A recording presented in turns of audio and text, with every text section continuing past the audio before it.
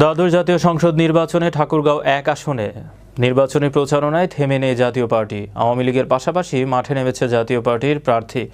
সকালে শহরের বিভিন্ন এলাকায় জাতীয় পার্টির বিজয় নিশ্চিত করতে সাধারণ ভোটারদের মাঝে প্রচারণা করেন জাতীয় পার্টির মনোনীত প্রার্থী রেজাউর রাজি স্বপন চৌধুরী। সকালে শহরের বিভিন্ন এলাকায় জাতীয় পার্টির বিজয় নিশ্চিত করতে সাধারণ ভোটারদের মাঝে প্রচারণা করেন জাতীয় পার্টির মনোনীত প্রার্থী রেজাউর রাজি স্বপন চৌধুরী। এ সময় তিনি সাধারণ ভোটারদের ৭ জানুয়ারি লাঙ্গল মার্কায় ভোট দেওয়ার আহ্বান জানান। জাতীয় পার্টির প্রার্থী বলেছেন, এবারে ঠাকুরগাঁও ১ আসনে পরিবর্তন চায় সাধারণ মানুষেরা।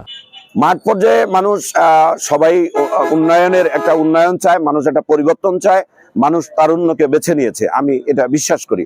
এবং মানুষ ঠাকুরগাঁয়ে পরিবর্তন চায়। বাংলাদেশে কোথায় কি হলো আমি জানি না, আমি ঠাকুরগাঁয়ের সকল মানুষ দলমত নির্বিশেষে সব শ্রেণীর মানুষ সকলেই একটা পরিবর্তন চায়। আমি মনে করি যে এই পরিবর্তনের সুর উঠেছে, এই সুরে লাঙ্গল মার্কার বিজয় হবে বলে আমি বিশ্বাস করি।